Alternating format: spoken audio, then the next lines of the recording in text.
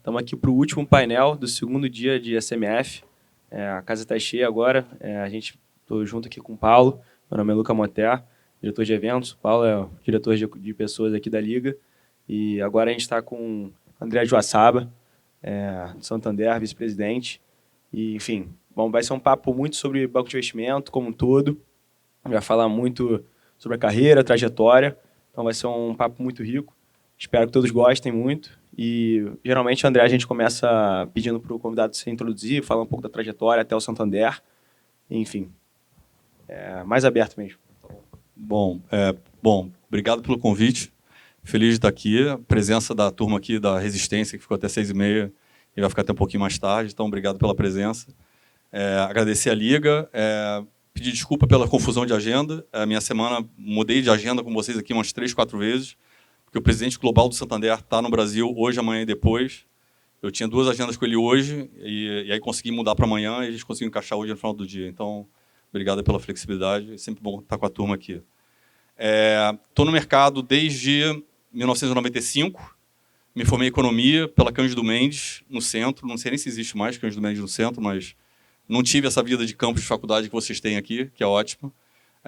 Então, comecei a carreira já no segundo período. Naquela época, tinha menos resistência de você ser contratado efetivamente. Então, eu estagiei durante um ano de 95. No meu terceiro período, já estava contratado pelo Banco Liberal, que é um banco que não existe mais, mas naquela época da década de 80 e 90, o Rio de Janeiro era o centro do mercado financeiro no Brasil. Então, todos os bancos médios, os grandes bancos que se tornaram líderes na parte de banco de investimento, a maioria deles começou no Rio de Janeiro e depois eles foram se transformando e se exportando para São Paulo.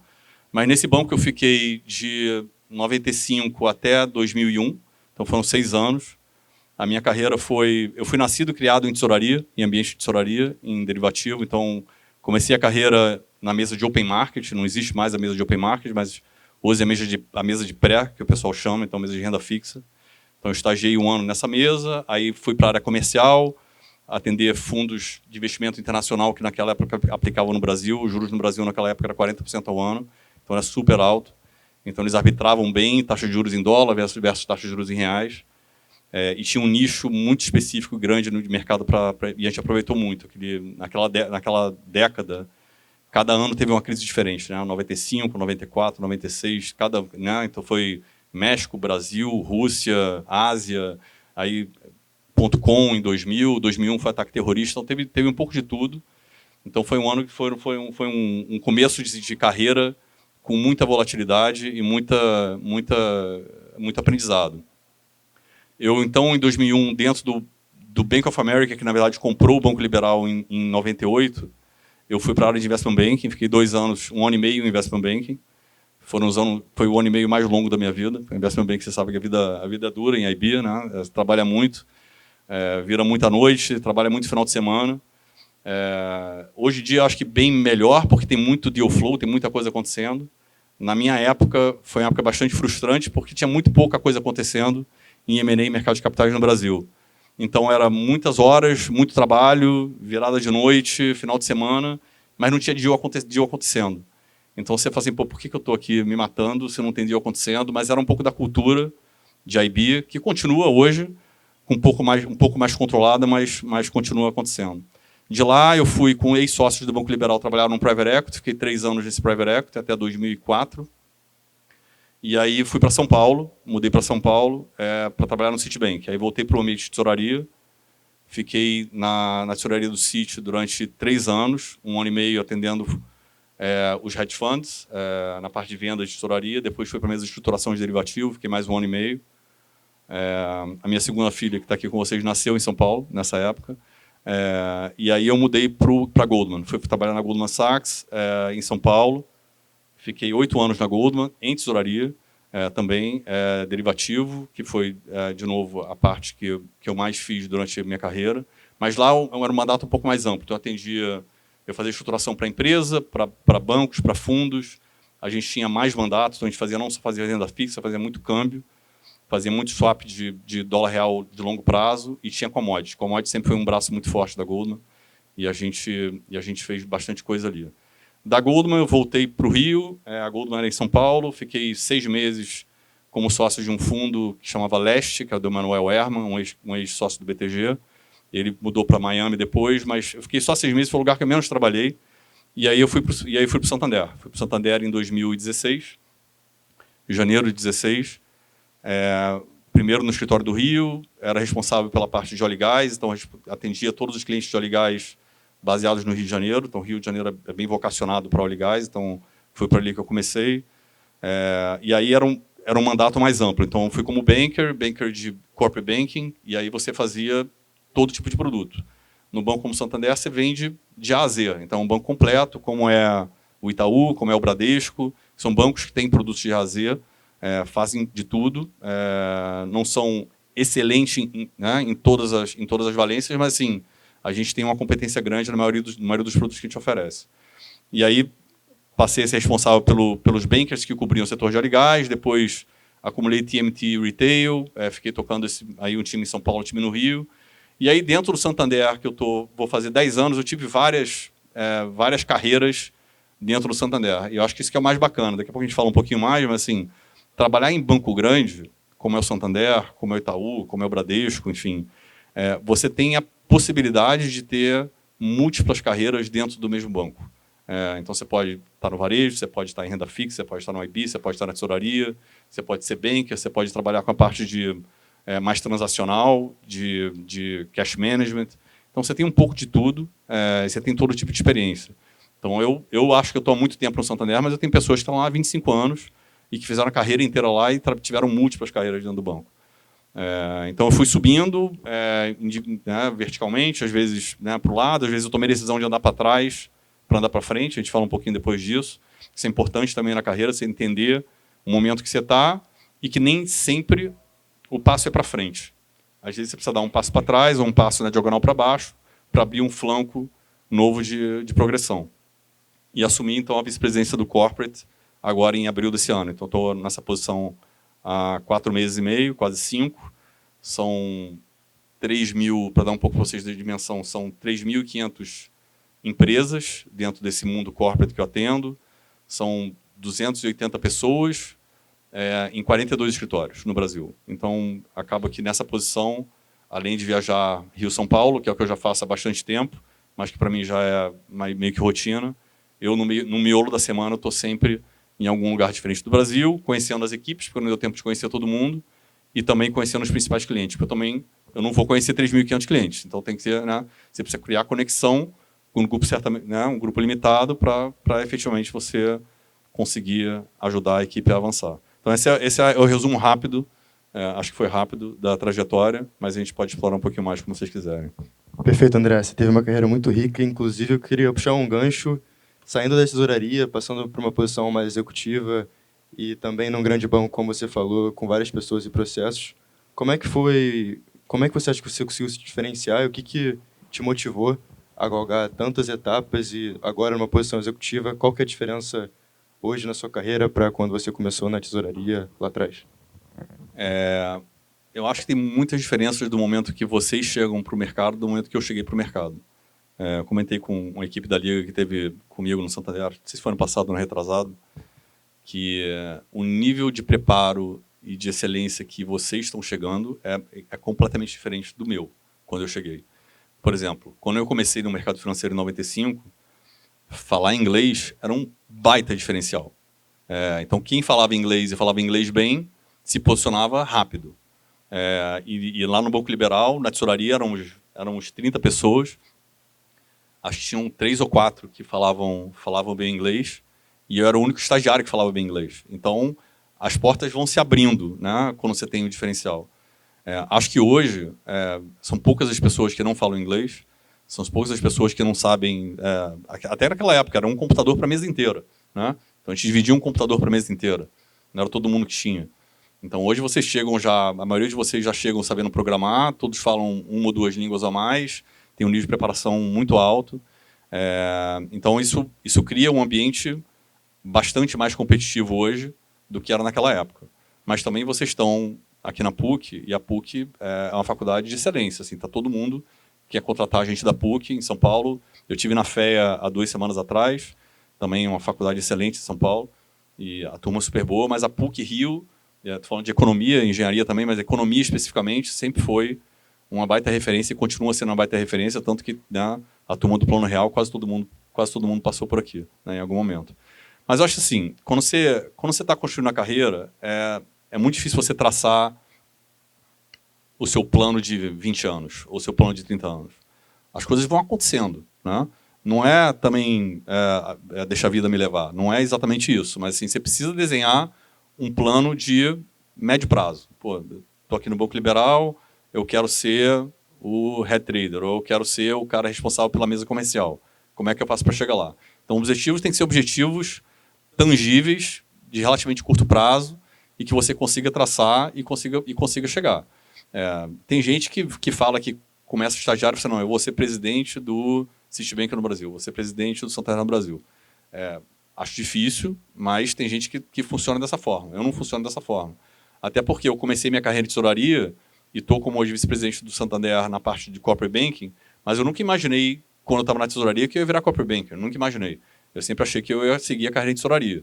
Mas você precisa deixar a cabeça aberta, conhecer pessoas, se interessar por outras histórias e não se fechar no seu cubículo, porque a tesouraria é um ambiente absolutamente fechado.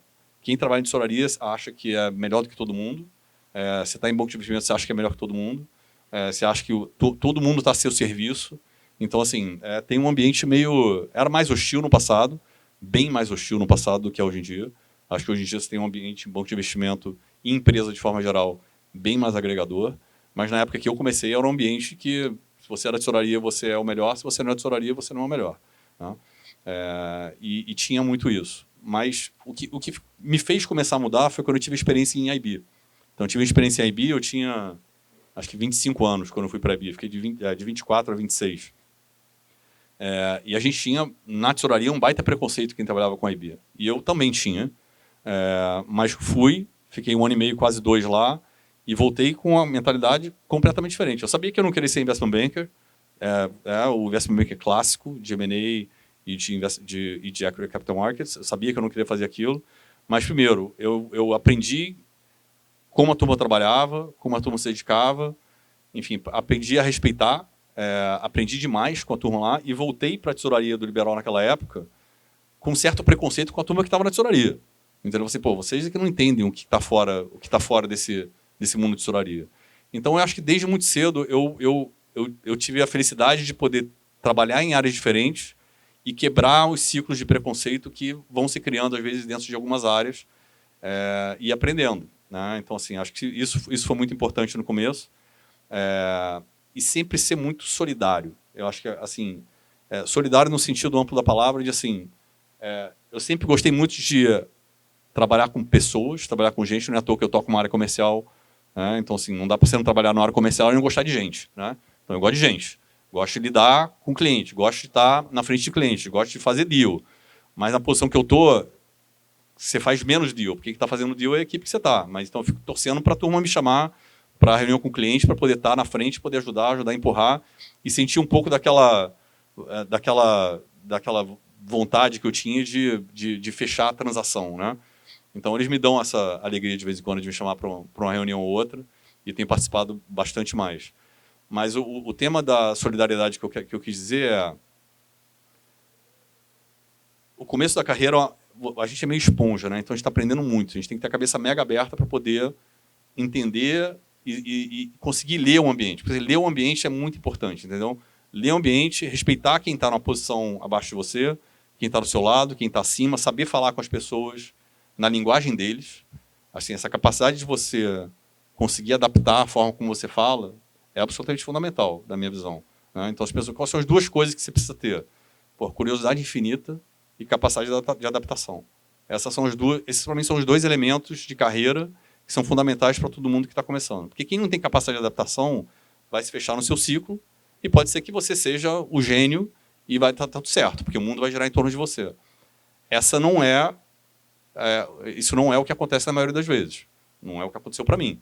Então, eu não era gênio, não sou, mas tenho boa capacidade de adaptação, sou curioso, gosto de trabalhar com gente, gosto de perguntar, gosto de ensinar e tenho respeito por todo mundo que está no meu ciclo, no meu entorno.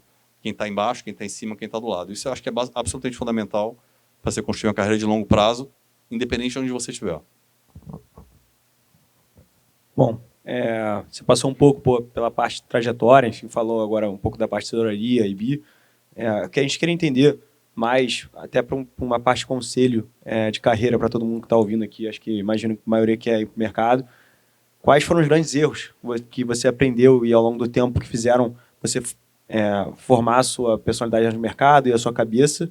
E, como um todo, o que foi mais importante de forma de decisão, de tomar de decisão ao longo da carreira que traçou a sua trajetória de uma forma mais, vamos dizer, melhor? Eu acho que o erro e decisão na minha carreira eles se confundem um pouco, porque eu sempre olho a carreira em ciclo olímpico. Eu acho que alguma coisa precisa acontecer na vida de vocês a cada 4 anos. E não precisa ser 4 anos exato, né? Pense num ciclo olímpico, né, um pouco mais estendido. Então, de 3 a 5 anos, se você está fazendo a mesma coisa há 3 ou 4 ou 5 anos, alguma coisa está errada. Você precisa se provocar a fazer coisas diferentes. Ou você evolui na posição, ganha mais mandato, ou você vai fazer alguma coisa diferente, porque senão você começa a emburrecer. E eu acho que as pessoas se acomodam muito, porque às vezes você entra num fundo ou num banco de investimento e tudo mais, e esse é um mercado em que se ganha dinheiro mais rápido do que em outras carreiras. Você chega num platô médio mais rápido do que em outras carreiras, mas você pode ficar nesse platô médio para o resto da vida. Enquanto as outras carreiras, elas podem te passar e te passar, em 4 a 5 anos eles começam a te passar, e aí começam a olhar para você no retrovisor. Então as pessoas começam a se acomodar, e eu vi muitos amigos meus e muitas pessoas que trabalharam comigo se acomodarem ali perto dos 27, 28, 30 anos, porque estavam em posições que eram bem remuneradas, era divertido, porque é um ambiente jovem, o ambiente de mercado financeiro é um ambiente jovem, enfim, e deixava as coisas meio que acontecerem. E aí você ia passando, a pessoa ia passando e ficava 5, 6, 7, 8. Eu tenho amigos hoje que fazem a mesma coisa há 30 anos. E eu falo assim, puta, cara, mas você faz a mesma coisa há 30 anos. Eu nem critico mais, porque já foi. Né? Tipo assim, já perdeu o barco da mudança. Né? Então, eu sempre falo isso para as pessoas que trabalham comigo. Muitas pessoas que estão começando carreira vêm conversar comigo. E 4 anos depois, elas voltam para mim e dizem, lembra da história do ciclo olímpico? Não sei o quê, então eu estou conversando aqui com você porque eu estou mudando de posição, estou indo para outra posição. Eu acho que isso precisa ser provocado. Vocês precisam se provocar.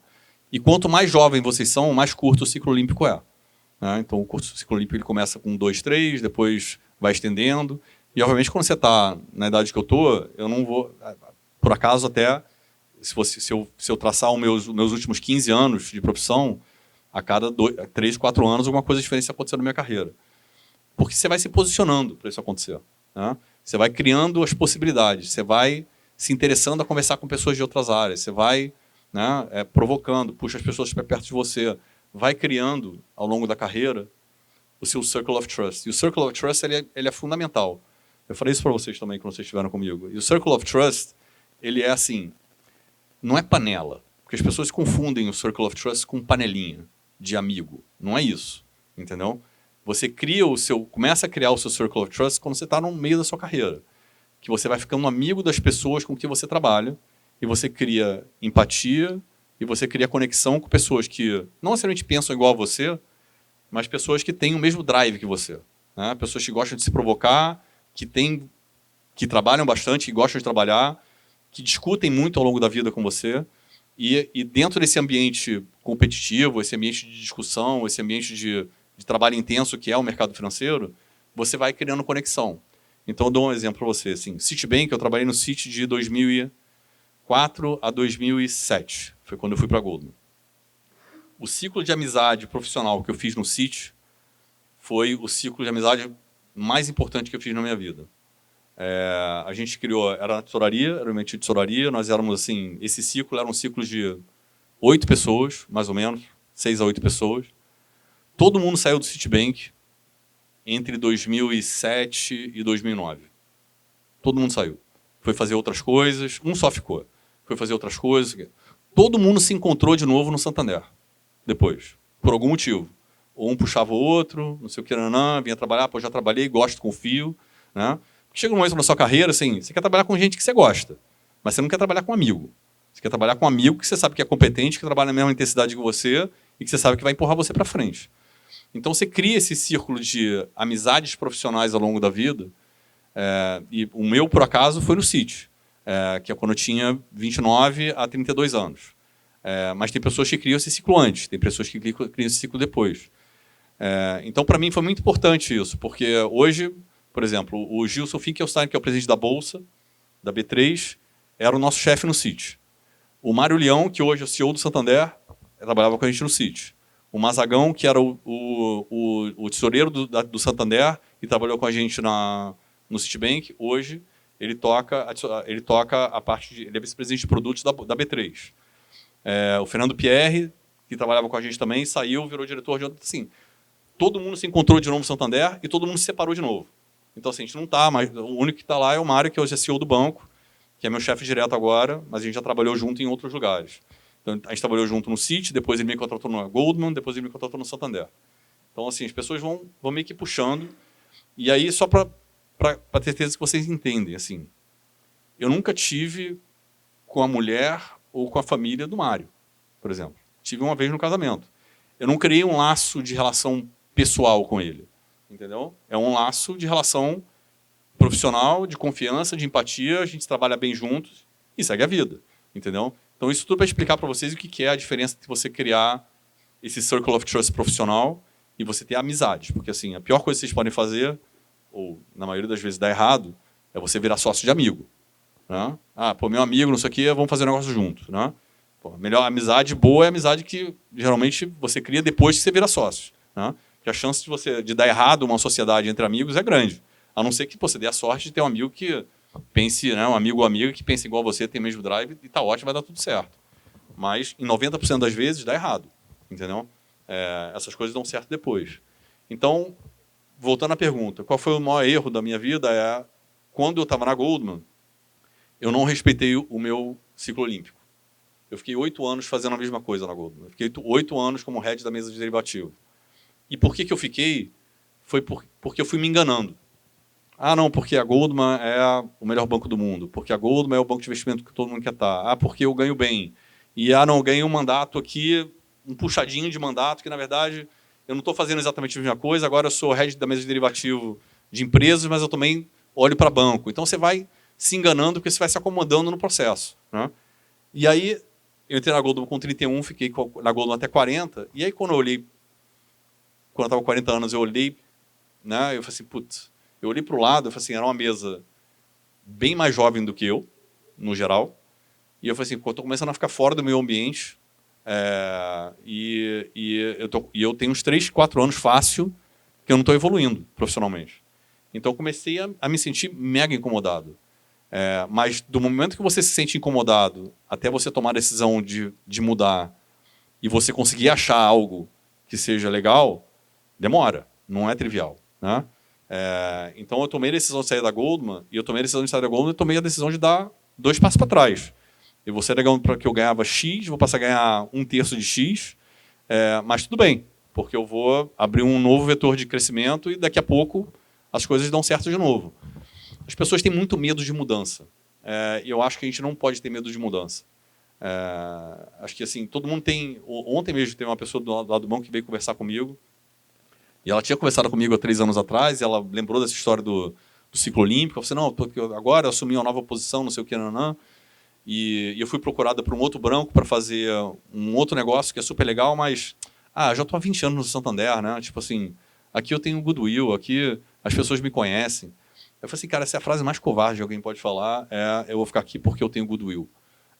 O goodwill, para quem é bom, para quem é competente, para quem gosta de trabalhar, o goodwill você gera muito rápido, muito rápido. Então, assim, alguns recados.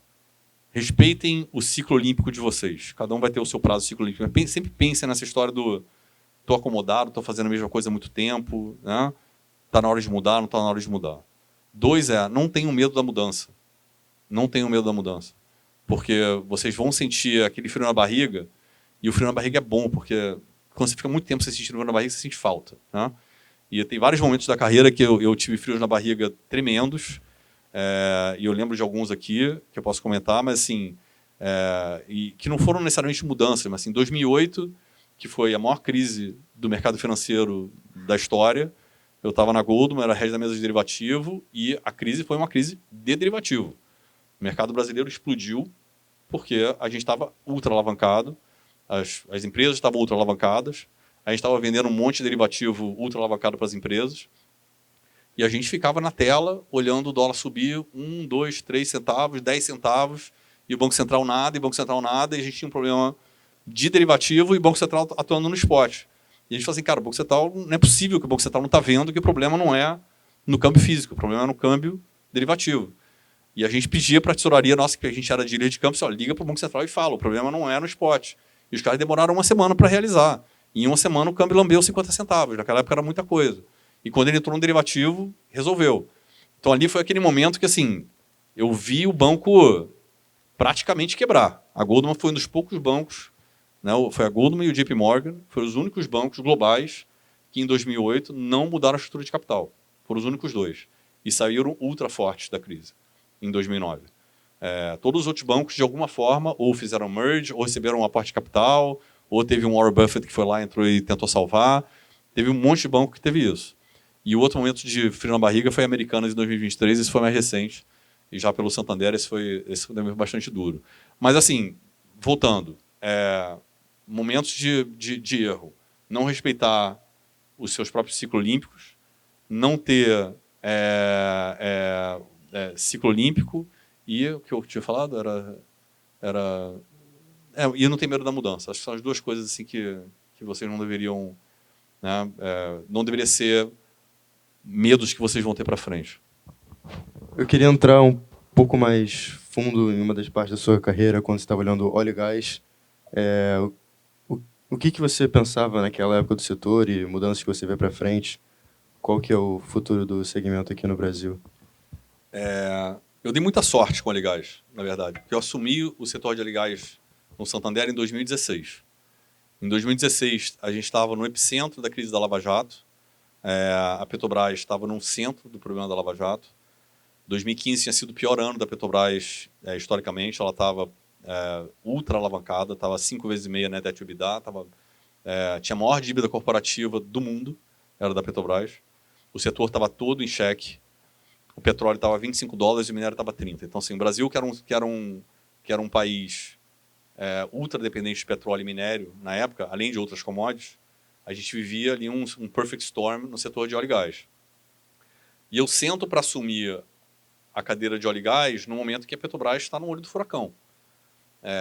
Poderia ter piorado muito, mas acho que a gente, Santander, não só Santander, o Brasil teve a sorte de ter na Petrobras, naquele momento, a melhor dupla de CEO e CFO que a gente já teve na história da Petrobras, que foi Pedro Parente e Ivan Monteiro.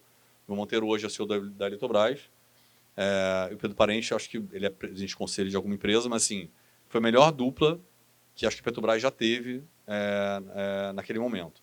E ali começou um momento de transformação incrível, porque a Petrobras precisou vender um monte de ativo, vender ativo core, vender ativo non-core.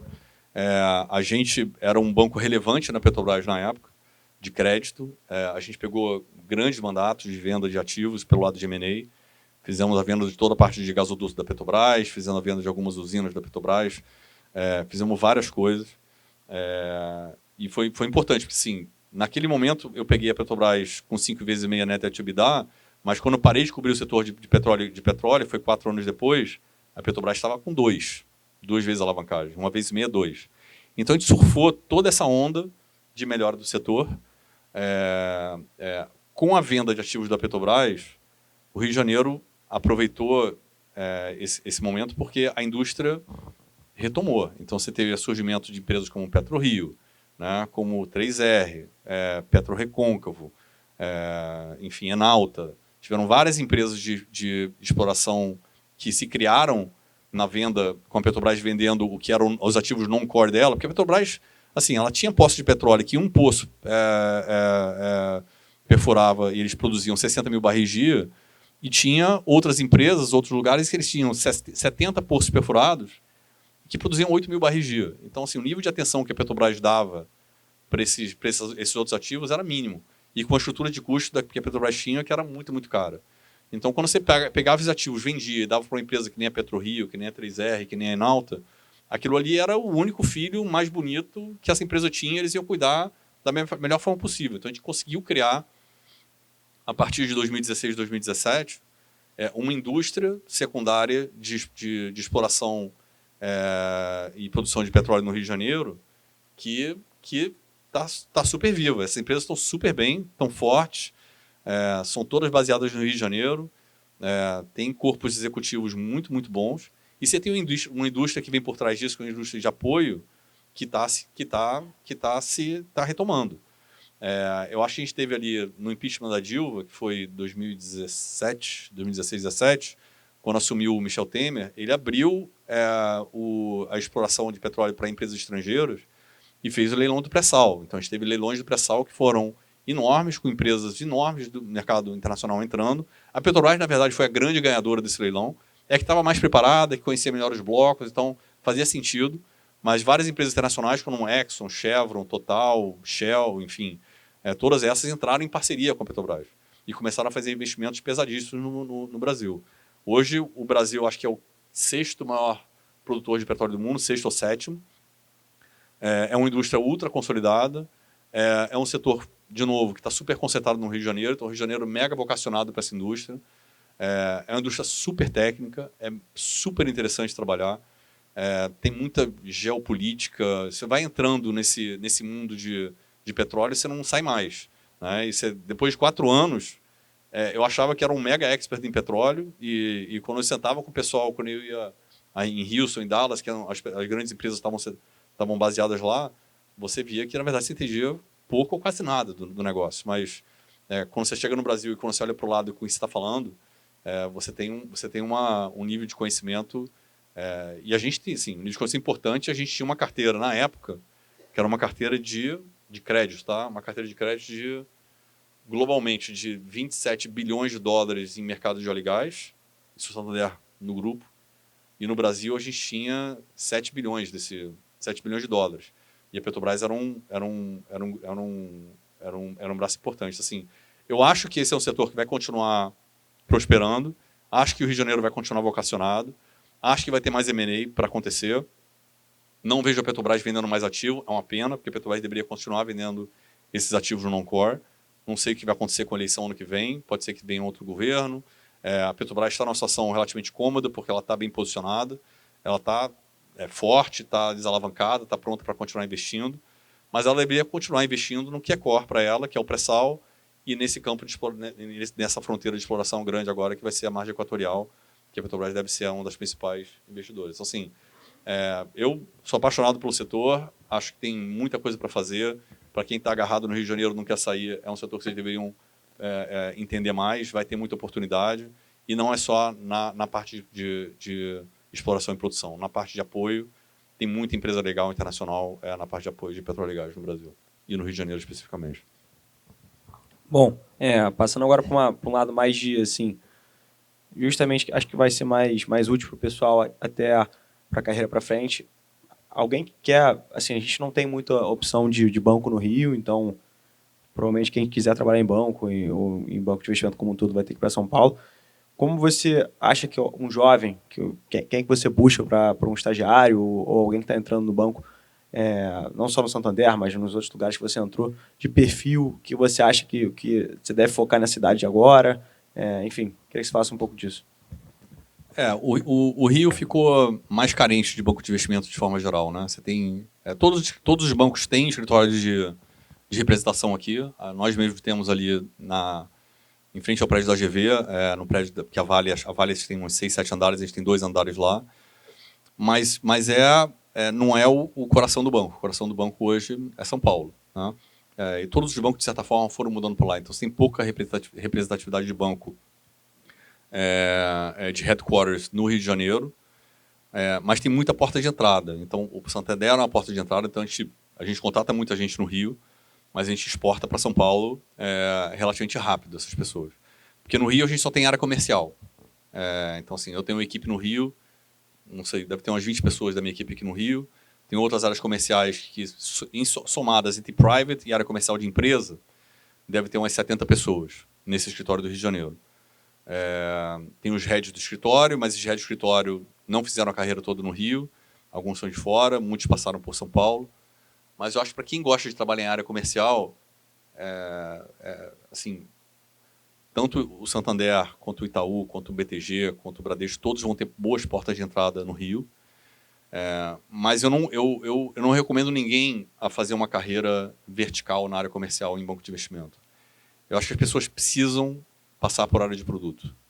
E a área de produto precisa ir trabalhar em tesouraria, ou precisa trabalhar em investment banking, ou precisa trabalhar em mercado de capitais de dívida, em DCM, ou precisa trabalhar numa área de crédito, ou precisa trabalhar numa área de cash management, ou produto transacional. Eu acho que vocês precisam ser donos de um produto.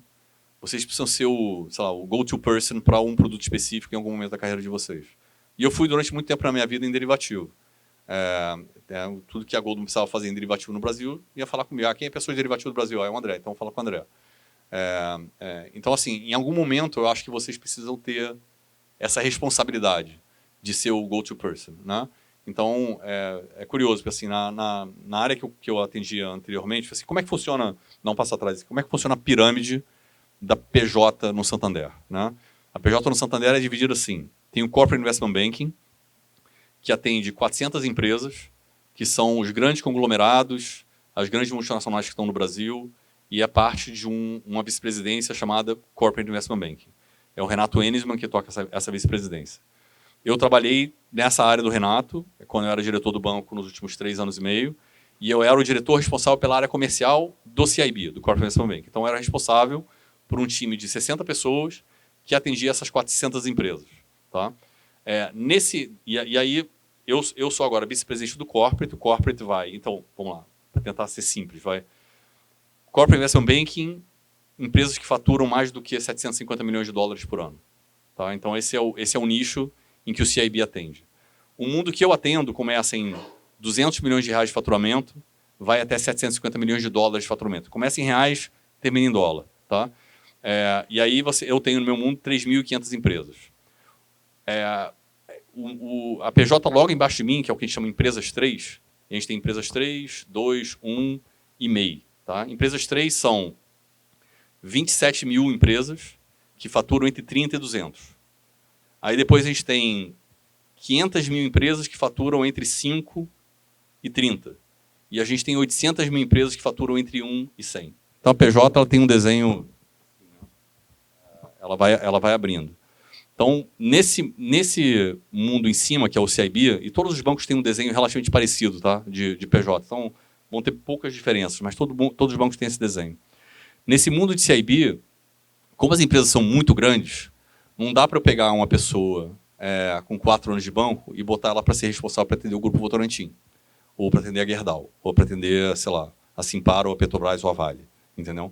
Então, o que acontece ali naquele mundo é que você tem banqueiros muito júniores que começam, então eles são assistentes dos banqueiros sêniores, então eles ficam ali 4 anos mais ou menos, então ficam de, sei lá, 22 ou 21 22 a 26 anos, a grosso modo, tá? Estou aqui generalizando, e depois a gente meio que expulsa eles da área e fala assim, não, agora você vai para alguma área de produto, cara, você vai fazer um ciclo olímpico aí em alguma outra área, vai trabalhar em IB, vai trabalhar em renda fixa, vai trabalhar em tesouraria, e a gente conversa daqui a 4 anos. E aí, geralmente, essas pessoas voltam para a área do CIB, de comercial, com 30, 31 anos, porque eles já voltam com bastante mais bagagem, voltam mais sênios, e eu falo assim, bom, agora você está pronto para atender um Grupo Votorantim, você está pronto para atender uma Nestlé, por exemplo, entendeu? Então, você tem um vácuo ali nesse mundo de CIB, dessas grandes empresas, que é quando a gente, entre aspas, expulsa eles da área comercial e joga eles para a área de produto. Nas PJs menores é diferente, porque você tem empresas de todo tamanho. Então, tudo bem eu botar uma pessoa menos experiente para cobrir uma empresa que fatura 30 milhões de reais, 40 milhões de reais. Porque se o cara errar, ou se ele fizer uma besteira, a besteira vai ser pequena, não vai ser grande. Tem sempre alguém meio que supervisionando. Então, assim, eu acho que esse movimento essa experiência de ser dono de alguma coisa, ou dono de um produto dentro de um banco de investimento, ela é absolutamente fundamental. São pouquíssimas as pessoas que seguem uma carreira vertical na área comercial. Não é impossível, tem alguns muito bons, inclusive pessoas da minha equipe que fizeram a carreira toda comercial, mas é raro. Então, assim, na média, as pessoas precisam ter essa experiência. Então, assim, de novo, porta de entrada, áreas comerciais no Rio de Janeiro. Acho que São Paulo é um mal necessário ou um bem necessário. Se vocês gostarem de São Paulo e quiserem morar para o resto da vida, tem um monte de carioca lá e tem ali um grupo grande de cariocas lá. Quem for flamenguista sempre tem um grupo de flamenguistas que assiste jogo do Flamengo junto. Então, ontem mesmo tinha um grupo grande lá em São Paulo assistindo. Então, assim, tem as comunidades que vão se criando em São Paulo. Então, acho que no mundo de fundo é diferente. No mundo de fundo você tem mais alternativa. No Rio você tem a turma... Primeiro foi a resistência. Os fundos criados no Rio de Janeiro foram criados na década de 90, que foram a turma dos bancos que foram comprados, que não quiseram mudar para São Paulo e começaram a criar fundo no Rio. Então, toda essa turma foi aí. Criou-se essa indústria no Rio de Janeiro, super relevante, né, e que hoje meio que rivaliza com São Paulo, meio que de igual para igual. Então, acho que tem mais possibilidades no mercado de fundo do que no mercado de banco, mas no mercado de banco é uma boa porta de entrada, mas saibam que, em algum momento, vai ser importante uma passagem por São Paulo, e pode ser para sempre ou pode não ser para sempre.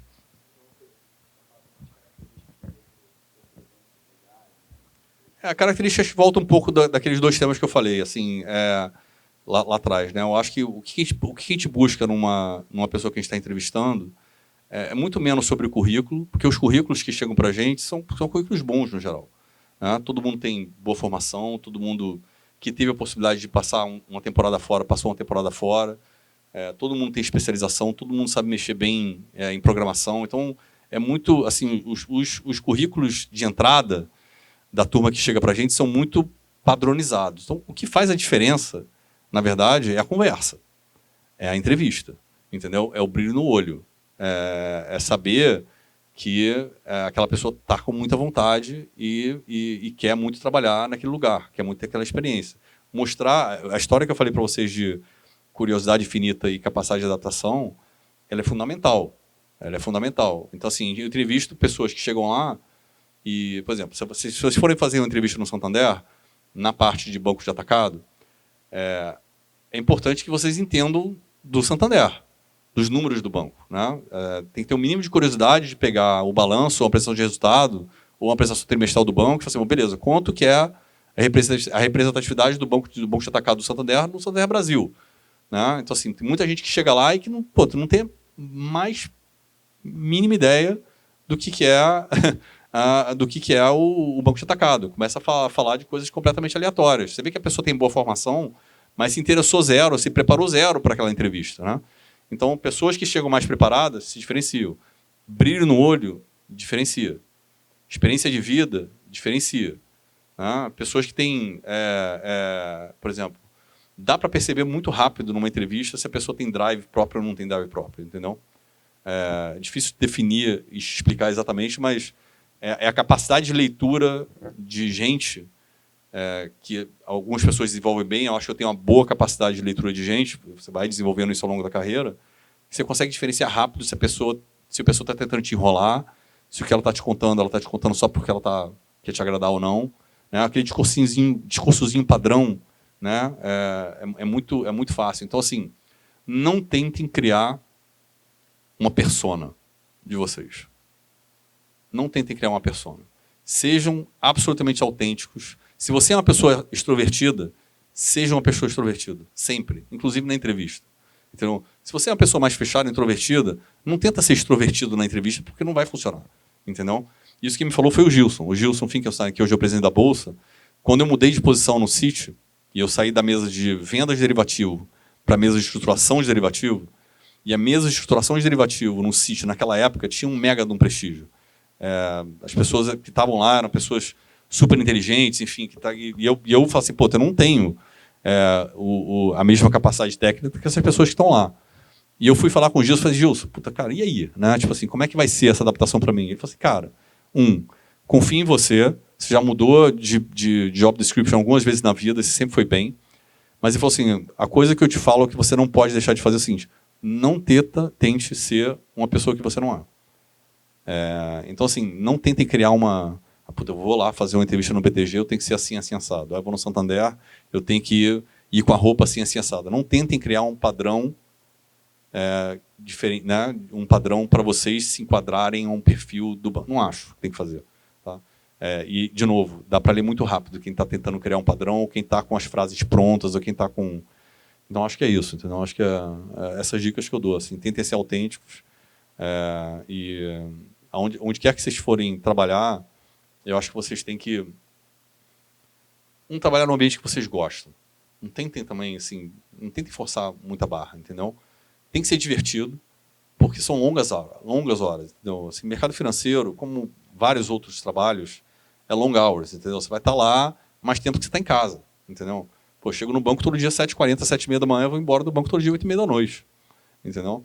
E eu não sou o primeiro a chegar e, às vezes, eu não sou o último a ir embora, entendeu? Então, se eu estou trabalhando com gente que eu não gosto, vou trabalhar com coisas que eu não gosto, vai ser um autoflagelo para o resto da vida. Vou estar trabalhando só por dinheiro. E isso não vai te levar a lugar nenhum. Porque, assim, em algum momento essa conta chega para vocês. Então, assim, tentem entender o ambiente que vocês estão se inserindo. Vocês vão começar a carreira ainda. Então, está todo mundo aqui, né, com o NIL brilhando. Enfim, vocês estão aqui ainda no começo do ciclo. Não sei se já tem gente estagiando ou não. Mas esse é o momento de experimentar. E se deem chance de experimentar. Porque o que a gente mais vê, hoje em dia, são as pessoas mudarem de ideia muito rápido. Então, o estagiário vai lá, fica 6 meses e fala assim, não gostei, vou embora. Como assim? Você passou por um processo de entrevista, e os trainees, cara, o trainee, a gente fecha um grupo de trainee no banco, são 80 pessoas por ano. São 100 mil inscritos. 100 mil inscritos no programa de trainee do Santander. A gente afunila para 80. É certo que a gente erra nesse funil. Não tem como acertar. Não escolhi os melhores 80, mas dentro de uma banda ali você vai escolhendo. Assim, as pessoas ficam um ano no programa de trainee, é um baita investimento nosso, e aí depois, no segundo ano, não gostei, não é isso que eu quero para a minha vida, vou fazer outra coisa. Aí 2 anos depois volta. Você, não, desisti, porque eu fui fazer um estágio numa empresa, voltei. Então, assim, o nível de ansiedade dessa geração de vocês está num nível que vocês não aceitam frustração. Tem que aceitar frustração, entendeu? Tem que entender que nem tudo vai ser as 1000 maravilhas, entendeu? Mas, de novo, isso não conversa com a história do ambiente que eu falei, mas se vocês estão num ambiente que vocês não gostam, com pessoas que vocês não gostam, fazendo um trabalho que vocês não gostam, aí não dá, entendeu? Aí, vira a chave, vira a página e vamos procurar outra coisa. Agora, o ambiente é bom. Você consegue olhar para cima e falar assim, eu consigo ver, né, pessoas que eu crio referência, que eu quero ser igual ao André, quero ser igual ao Mário, quero ser igual a Joana, ou né? Se deem tempo, né, para viverem também um pouco da frustração. Entendeu? Eu vivi vários momentos da minha carreira que, se eu tivesse desistido, eu tive todas as chances de desistir. E depois eu olhei para trás e falei, ainda bem que eu não desisti. Aprendi tanto nesse ciclo aqui, né, de não desistência, de insistência, que é fundamental. Então, assim, muita atenção com esse ponto, tá? Porque a geração é uma geração com um nível de ansiedade absolutamente brutal. E a gente conversa muito sobre isso. Sobre tentar ler, tentar encontrar pontos dentro da conversa de ansiedade, de, é isso mesmo que você quer, o que você fez. A gente entrevista pessoa com 23 anos que já tiveram 4 empregos. Já passaram por 4 lugares. Eu pego esse currículo e jogo para... Não quero uma pessoa que trabalhou em 4 lugares com 22 anos de idade, não quero. Entendeu? Que chance que essa pessoa deu para os lugares que ela passou, entendeu? Vai ficar aqui mais 6 meses e vai... Entendeu? Então, assim, calma. Né? Calma, paciência, entendam o ambiente, se deem chance, né? Porque eu acho que isso é absolutamente fundamental na carreira de vocês. Eu queria seguir nessa linha até para o conselhos para o jovem que está aqui com a gente, ou então pessoas que estão no início da carreira. 2 pontos que me chamaram a atenção, tanto a questão de dar um passo para trás, como você mesmo falou, e conseguir atacar o flanco, como também a frustração. Acho que são 2 pontos que conversam. Eu queria entender como que isso te ajudou na sua carreira, ou então como ainda consegue te ajudar, como que isso é tão valioso para alguém no início da trajetória profissional conseguir lidar com essa frustração, ou então, dar um passo atrás para eu conseguir dar 2 para frente. Eu dou alguns exemplos. Por exemplo, eu comecei a trabalhar cedo, como eu falei para vocês. Eu comecei com 20 anos. Com 25, eu tinha o Banco Liberal naquela época foi super bem nesses 5 anos, né? Então, com 25, eu achei que eu estava com a vida resolvida. Estava longe de estar com a vida resolvida, mas para os meus parâmetros, para os meus padrões, eu falei assim, não, estou com a minha vida resolvida. A minha namorada, atual esposa, ela naquela época foi morar na França, foi fazer doutorado. E a gente estava passando por um momento de transição, porque o banco estava sendo comprado, a gente estava fusionando, estava um ambiente mais duro, um ambiente mais assim, de muita confusão, muito estresse. E eu falei assim, quer saber? Eu vou pedir demissão daqui, vou morar fora e vou ver o que eu faço. Eu fui morar na França, fui morar com ela em Estrasburgo, na França. Fiquei lá. A minha decisão era, vou sair, vou estudar para fazer um MBA nos Estados Unidos, depois eu volto e vejo o que eu vou fazer. Fui, estudei, fiz o TOEFL, fiz lá as provas, passei, não sei o que, não.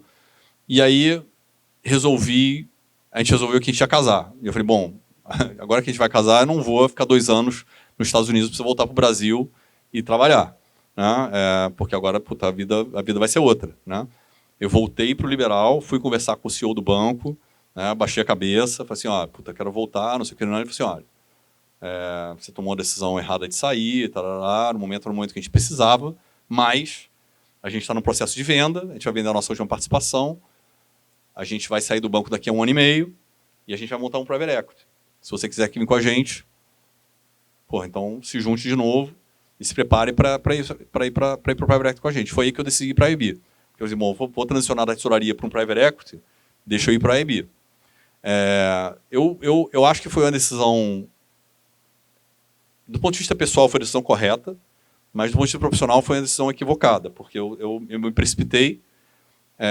Eu acho que eu achei que as coisas eram fáceis demais, porque as coisas aconteceram muito rápido no começo da minha carreira. De fato aconteceram, mas aconteceram para mim, aconteceram para as pessoas que estavam no meu entorno. As pessoas que estavam no entorno também foram super bem naquele momento. E você olha para o lado e você vê pessoas ainda com 25 anos que estão começando a carreira, né? Então, se eu estava num estágio que eu olhava para o lado assim, eu andei muito nesses 5 anos e tem pessoas que eram meus colegas de faculdade que estão engatinhando ainda, né? Mas eu via essas pessoas começando um ciclo e com um nível de preparação maior do que eu estava, depois de 5 anos naquela posição que eu estava. E aí foi a primeira vez que eu me confrontei com a história do estou há 5 anos fazendo a mesma coisa, né? Foi super bem, financeiramente foi ótimo, não sei o quê, para minha carreira, mas estou emburrecendo, né? E aí tudo isso junto, eu tomei a decisão de sair e depois voltar. Eu poderia ter feito essa transição dentro do banco. Teria sido talvez mais fácil ou não, mas teria certamente sido mais corajoso. Eu poder confrontar, né, o meu chefe na época, assim, não quero mais trabalhar nessa posição, quero trabalhar em outra, e poderia criar algum clima ali, e eu preferi sair do problema e tomei o risco, porque depois eu voltei e eles poderiam ter fechado a porta na minha cara, né? Não fecharam, então eu tive sorte também. Então tem muita, assim, carreira tem muita coisa de sorte, né? Então assim, você precisa ter sorte de estar no lugar certo, na hora certa, e você precisa ter competência, né? E o drive e a dedicação suficiente para conseguir aproveitar esses momentos que o mundo te dá, né? Tem aquela frase que quanto mais trabalho, mais sorte eu tenho. Também tem isso, porque quem trabalha muito, as chances vão aparecendo ao longo do processo, né? Então esse foi um momento de arrependimento, foi um momento duro para mim. 2008 foi um outro momento duro, porque foi um momento lá da crise dos derivativos e que o mercado praticamente quebrou no Brasil. E eu não tinha um nível de maturidade ainda, eu acho que profissional, para aguentar o tamanho da responsabilidade que era lidar com os potenciais centenas de milhões de reais que o banco ia perder naquela transação que eu era responsável, que eu tinha escolhido fazer com a empresa naquela época. Então, assim, e a gente viu acontecer, né? Depois que o problema passou e que a gente olhou para trás e que a gente faz, você sempre faz o rewind da fita, né? Depois você passa por um problema, você faz o rewind da fita, você olha e você passa o filme na sua cabeça de novo e você fala assim, o que eu poderia ter feito diferente para não me encontrar naquela situação, né? E tem coisas que absolutamente você não tinha como fazer diferente porque você não tinha informação suficiente para tomar aquela decisão naquele momento. Mas nesse caso específico lá de 2008, a gente tinha todas as informações. é porque a gente ignorou, assim, né? Ignorou os sinais de que o sistema estava ultra alavancado. E não foi só a gente na Goldman, o sistema todo. Né? O sistema quebrou no Brasil, o sistema quebrou no México, o sistema quebrou na Ásia. O sistema estava todo ultra alavancado em derivativo no Brasil. Por que a Goldman se deu bem, entre aspas, naquele momento? Foi porque a gente tinha uma mesa de derivativo que era tão bem conectada com o resto do mundo que a gente viu a crise começar na Ásia, explodir no México, e quando ela veio para o Brasil, a gente já sabia o que ia acontecer. E não era que a gente tinha informação privilegiada, zero informação privilegiada. É porque o mundo global da Goldman funcionava tão bem, a gestão de risco global era tão bem feita, que a gente conseguiu perceber antes. A gente conseguiu evitar o problema? Não. O problema explodiu na nossa cara igual. Só que a gente estava emocionalmente mais preparado para a pancada que a gente sabia que ia chegar do que outros bancos que não viram. Então, eu acho que assim, o exercício de você refletir sobre as decisões que você está tomando ao longo da carreira, ele é ultra importante. Porque às vezes parece que o caminho parece fácil, entendeu? Ah, não, pô, tem esse caminho aqui, parece fácil, essa empresa... até para nominar, tá? Então, assim, a empresa que explodiu em 2008 foi a Aracruz. A Aracruz era uma principal empresa de celulose do Brasil, empresa exportadora, 100% de exportação, assim, empresa redondinha. Só que o nível de disclosure que essas empresas davam na época, em balanço, sobre a posição de derivativo delas, era baixa, porque o sistema exigia pouco disclosure. Então, você precisava confiar muito na interlocução que você tinha na empresa. Então, eu chegava lá para o CFO da Aracruz na época e falava assim, pô, quanto que é a posição que a Goldman tem de derivativo com a Aracruz? Aí ele falou assim, não, vocês têm 30% do meu market share. Aí tudo bem, você fazia a regra de 3. Bom, se eu sou 30% da posição, a posição total dele é tanto, está enquadrado dentro do tamanho da exportação que ele tem. Quando a crise explodiu, a gente descobriu que a gente tinha 4%. Então, assim, ele estava vendido, eles exportavam 2 bilhões de dólares por ano naquele ano. Eles estavam vendidos em 12 bi de dólar em alavancagem. Então, quando você... Quais eram os pontos ali, né? Porque todo mundo estava ganhando dinheiro com a Aracruz. Então, você começava com o BTG, você começava com o Santander na época, com o Itaú, não sei o que assim. Todo mundo falava de Aracruz, todo mundo falava de Sadia, todo mundo falava, né, das empresas que estavam operando. Assim, não é possível que tenha dinheiro para todo mundo, entendeu? Mas quando tudo está dando certo e todo mundo está ganhando dinheiro, ninguém quer ver o problema, entendeu? Ninguém quer ver o problema. Então, assim, hoje em dia, acho que o sistema, o nível de disclosure ele é muito maior. 2, a gente constantemente se exercita, e eu não estou falando do Santander, estou falando do mercado como um todo. O mercado como um todo constantemente se exercita a se questionar e se questionar novamente e tentar entender por que está fazendo, qual é o tamanho da posição. Então, assim, a gente precisa aprender a se questionar. E acho que isso foi um erro grande na nossa carreira de não se questionar. De não se questionar o suficiente na época. Né? E de não querer enxergar os problemas. Assim, a luz estava piscando na nossa cara. Era isso. Ela, assim, tinha um farol piscando de caminhão, piscando na nossa cara. Eu falei, não, está tudo bem, está tudo certo. Não, o Banco Central vai intervir, vai segurar o câmbio. E não foi nada disso que aconteceu. Foi exatamente o contrário. Então, assim, tem vários sinais ao longo do processo que você vai aprendendo, que você vai aprendendo com seus erros. E Americanas foi outro. Americanas foi outro porque Americanas pegou o mercado financeiro inteiro, todo mundo estava em Americanas, então não é que o Santander foi enganado. Todos os bancos foram enganados com a maior fraude corporativa que aconteceu no mercado brasileiro na história. E ali também, se você rewind the tape, tinha muito banco operando com Americanas, mas a gente nunca imaginou que a Americanas estava operando no tamanho que ela estava operando. O disclosure era para ser feito, mas eles fraudaram o balanço, então a gente não teve como pegar. Mas, no fundo, se você, né, você olha assim, pô, não precisava estar tão grande, né, assim, eu podia ter trocado mais com pares de mercado sobre as empresas, né, o mercado se fala, você não precisa falar exatamente o que você está fazendo, mas você consegue pensar. Né? Então, assim, o mercado vai aprendendo com isso, e o nível de disclosure aumentou. 2008 foi a baita aula para o mercado financeiro. O nível de disclosure para derivativo aumentou estupidamente. O nível de exigência que os bancos fazem para operar derivativo com as empresas aumentou estupidamente. Quando uma empresa quer fazer algum tipo de opção, que foi isso que aconteceu na época, as empresas estavam vendidas em opção, as operações precisam ser aprovadas em conselho. Então, assim, não é só o tesoureiro que vai tomar a decisão de fazer o que fez e sozinho ele vai assumir a responsabilidade. O conselho precisa estar aprovando. Então, você vai criando os checks and balances ao longo do processo para tentar diminuir o risco. O nível de disclosure pós-americanas para a operação de risco sacado no mercado aumentou exponencialmente. Então, tudo isso vai né, são as lições que o mercado vai te ensinando e que você não esquece. Então, eu acho que não vai ter outro 2008. Não vai ter 2023. Mas outras coisas vão acontecer nos próximos 10 anos que a gente não está enxergando. É certo que algum problema vai acontecer. E algum problema grande vai acontecer. A gente vai trabalhar e vamos tentar evitar que eles aconteçam, mas às vezes é inerente à nossa vontade. A gente só precisa estar cada vez mais preparado para que esses produtos aconteçam. Então, assim, não ignorar os sinais, eu acho que foi uma das principais lições que eu aprendi na minha vida.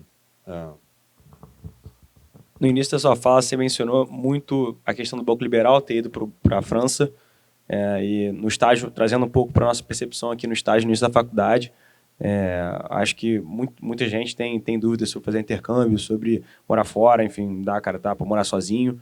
Queria que você falasse um pouco sobre isso, como você vê. Você chegou a contar experiência de vida muito relevante quando vai entrar o estagiário, enfim.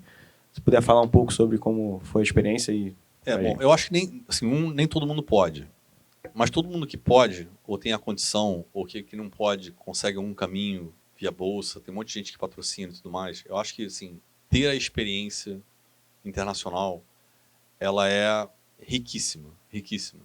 E ela é riquíssima em múltiplas facetas. Assim. Não é só a língua.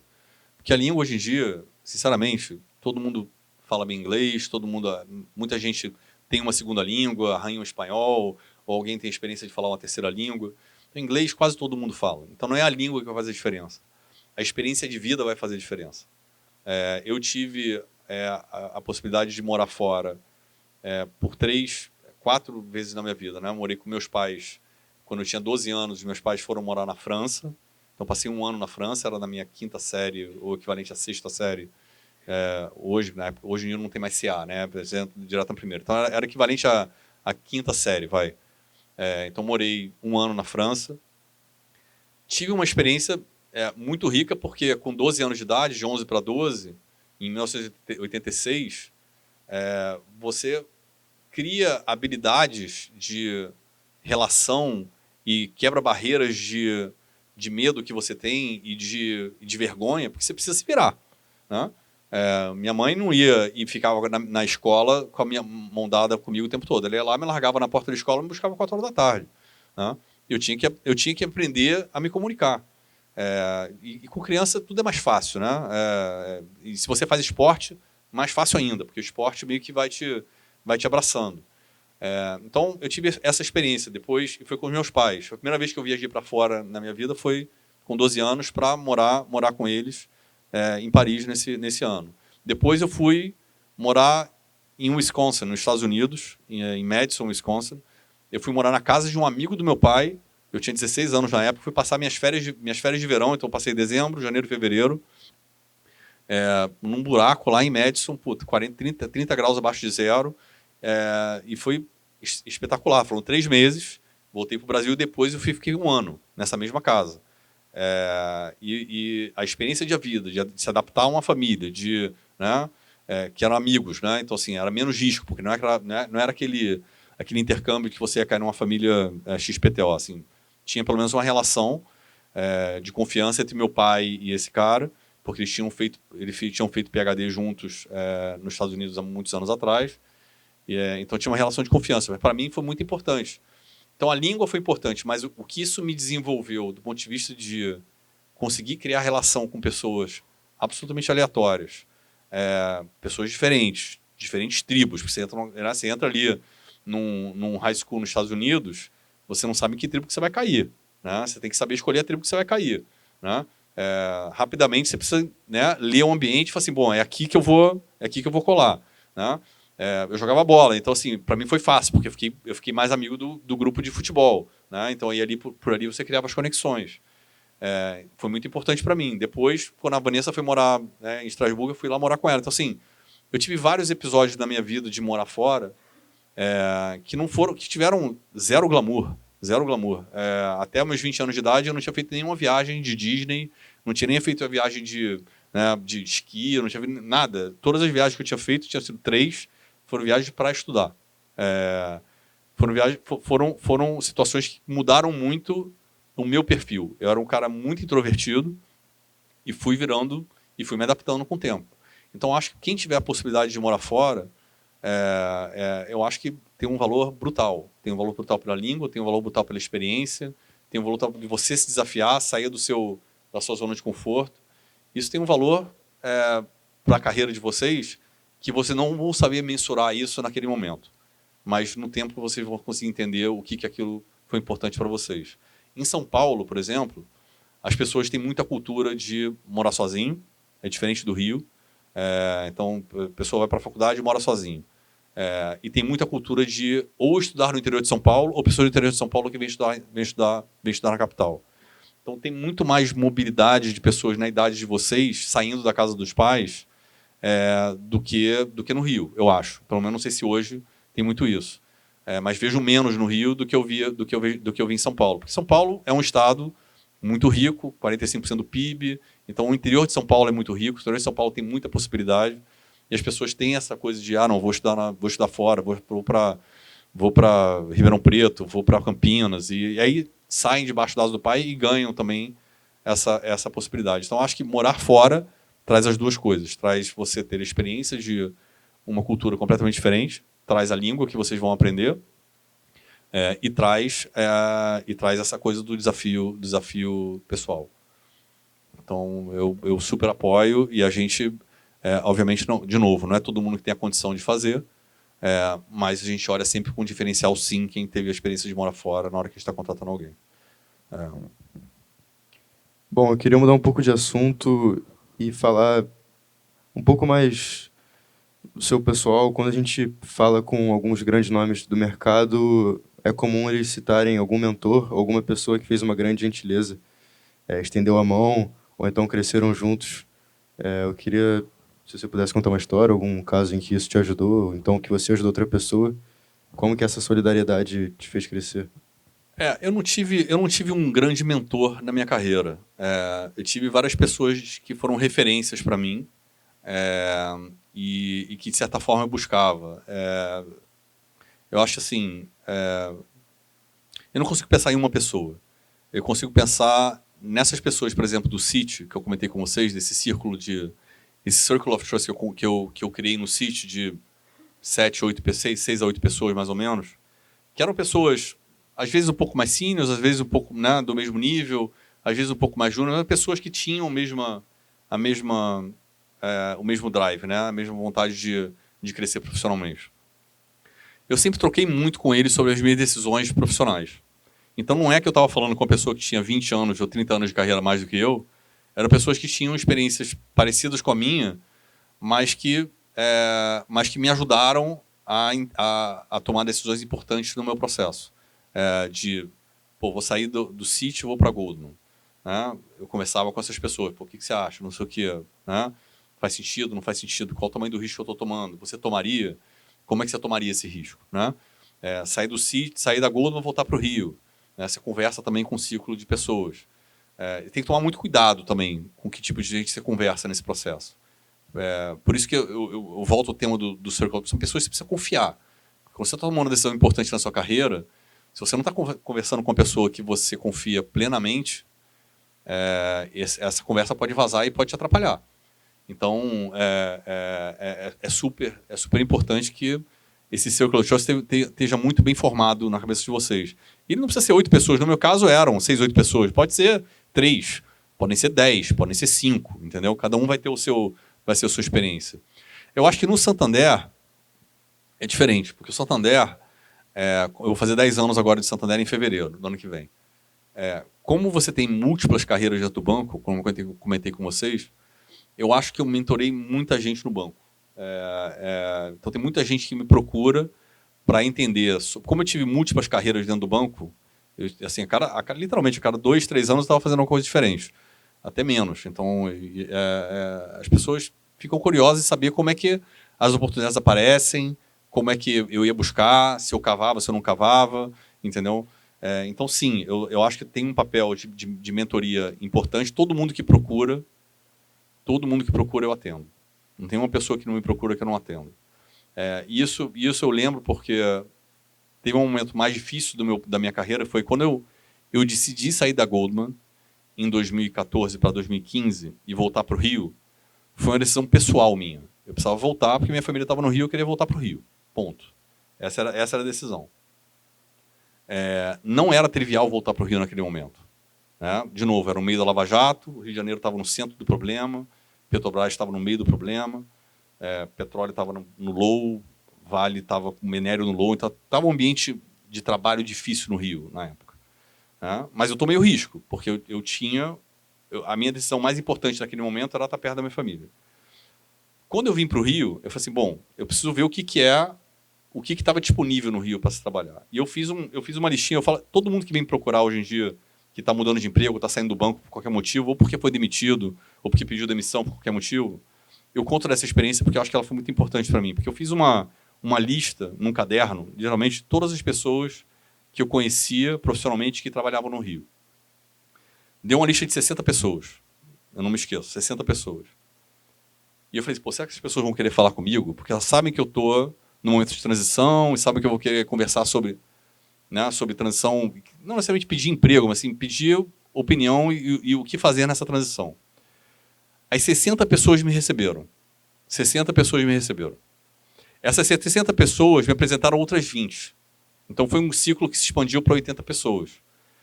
E nesse ciclo surgiu a oportunidade de eu conhecer o Emanuel Erma, que foi onde fui trabalhar na Leste. Então, assim, eu acho que o tema de você criar esse ciclo de pessoas profissionais que você confia e não ter medo de tomar as decisões importantes da sua carreira são absolutamente fundamentais. Mas não teve uma pessoa que eu fui falar, foram várias pessoas que eu fui falar no meu processo de decisão. Tem muita gente hoje em dia que tem mentor, que tem 1 ou 2 mentores, e está tudo certo. Eu acho que eu lá no banco eu devo ter umas, sei lá, 8 a 12 pessoas que eu acompanho, que eu falo trimestralmente. Pessoas que já saíram. Tem 2 pessoas que estão no AFC, estão morando em Washington, e elas me procuram a cada 6 meses para falar da carreira, manter a conexão, porque em algum momento elas vão querer voltar para o Brasil e não querem quebrar a conexão. Tinha uma pessoa que queria falar todo mês. Eu falei, cara, não, todo mês não dá. Entendeu? Todo mês, porra, não tem assunto para a gente falar todo mês, entendeu? Não precisa criar essa... Sabe, assim, vamos falar uma vez a cada 6 meses, tá bom, entendeu? Aí primeiro ela achou que eu não queria falar com ela, entendeu? Eu falei, não, eu quero falar com você, mas aqui a gente precisa dar... Né, as coisas precisam acontecer, para a gente ter uma hora de conversa que seja uma hora produtiva, senão vai ser... vamos ficar conversa de amigo, não é isso, entendeu? Aqui é um plano de carreira que a gente está construindo junto. Então, acho importante fazer, eu faço, não tenho problema de fazer. Várias pessoas do banco me procuram, e às vezes as pessoas me procuram depois de 4 anos e me lembram, pô, lembra aquela conversa que a gente teve, né? Assumi a posição, meu ciclo olímpico está completando agora, né? Preciso começar, ou chegam perto no 3º ano, agora preciso começar a me preparar, porque daqui a 1 ano bate 4 anos, preciso fazer alguma coisa. Também calma, não é que tem uma linha rígida dos 4 anos. As pessoas criam essas ideias de que, não, porque o André falou que é o ciclo olímpico, então a cada 4 anos precisa mudar de emprego. Não é isso. Mas você precisa sentir se aquela cadeira que você está fazendo você evoluir como profissional ou não. Se ela está fazendo você evoluir como profissional, está tudo certo. Entendeu? Mas você precisa ter o senso crítico. Se não tiver o senso crítico, não vai funcionar. Eu acho que justamente a nossa próxima pergunta entra muito nisso e está se caminhando um pouco mais para o final do painel. A gente podia ficar aqui a noite inteira, mas, bom... O pessoal está cansado aí. Tá... Bom, eu queria perguntar para você um pouco o que te motiva aí todo dia para o escritório, trabalhar, cara, 12, 13, sei lá quantas horas por dia, principalmente numa vaga de vice-presidente corporate no Santander, que, cara, te dá vontade de acordar todo dia e falar, cara, eu vou trabalhar e vou dar meu máximo aqui. E dentro da sua cabeça, o que é sucesso, assim, para você? Então, eu vou começar pela primeira parte. Primeiro, eu gosto muito do que eu faço. Então, eu faço 0 obrigado. O que eu faço. Então, eu tenho o prazer de chegar no banco às 7h40 da manhã, tenho o prazer de sair do banco às 8 horas da noite, tenho 0 problema se precisar esticar. Então, assim, você ter prazer no que faz é fundamental. Porque senão vira autoflagelo. Ninguém quer se autoflagelar o resto da vida. Né? 2, todo dia eu estou aprendendo alguma coisa nova. Então, assim, você é o vice-presidente do corpo, então você sabe tudo. Não, pelo contrário. Eu tenho pessoas muito melhores e muito mais competentes do que eu trabalhando para mim.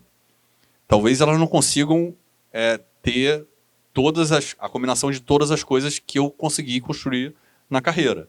Mas eu tenho pessoas que entendem muito mais do que eu de várias coisas. Então, assim, todo dia eu estou puxando alguém da minha equipe para ter alguma conversa sobre algum assunto específico e eu tenho certeza que eles sabem muito mais do que eu e que eu vou aprender com eles.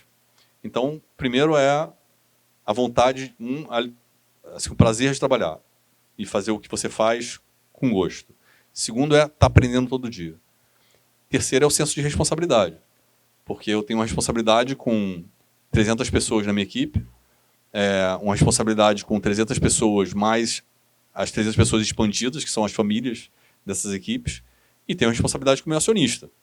Então você tem um senso de responsabilidade e você tem prazer. Então você tem que combinar as duas coisas. Então assim, você precisa, de novo, entender que você está ali num ambiente competitivo, duro, que o seu competidor quer te matar todo dia, que você quer matar ele, e está tudo certo, no sentido figurativo da palavra, óbvio. Né? E a gente compete e a gente sai de noite, às vezes, para jantar junto e dá risada, e faz parte. Essas pessoas do Circle of Trust lá do City que se separaram, era todo mundo de tesouraria. Saiu, cada um foi trabalhar em um banco. A gente era competidor, os 6. A gente queria se matar todo dia.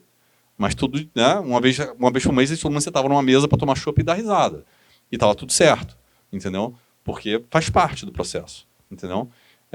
Então, acho que isso assim, esse processo é absolutamente fundamental. A minha vida hoje é uma vida corrida. Então, para vocês terem uma ideia, o que é minha semana padrão? Minha semana padrão é segunda-feira eu acordo 4h30 da manhã, pego a ponte das 6, vou para São Paulo, passo o dia em São Paulo, segunda-feira à noite pego um avião e vou para algum lugar do Brasil.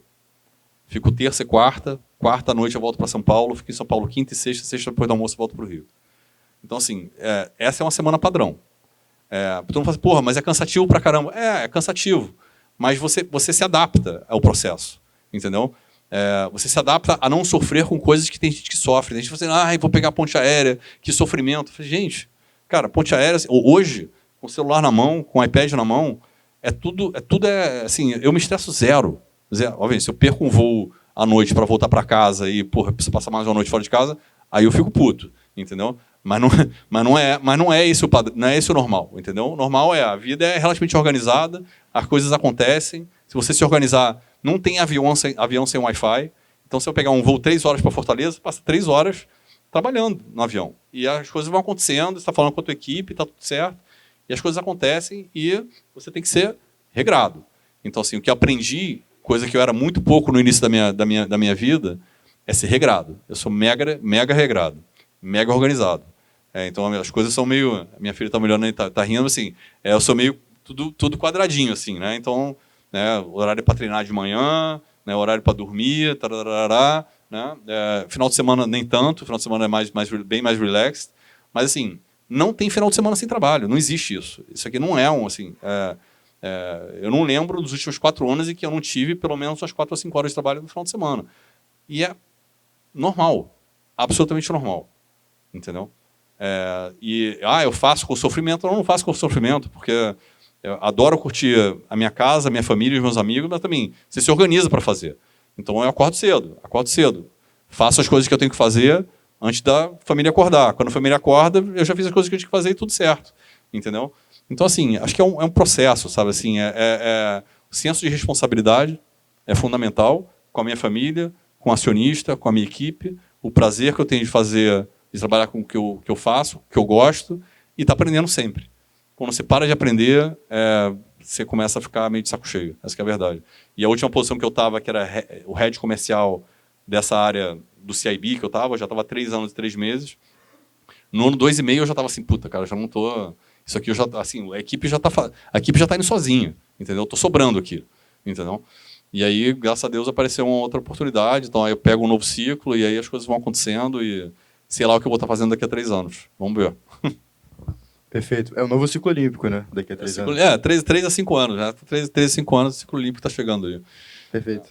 Para fechar, antes de abrir para o pessoal, queria que você desse alguma recomendação de livro, qualquer obra, filme, paper que você tenha lido que você acha que vale a pena, qualquer coisa que você tiver interesse.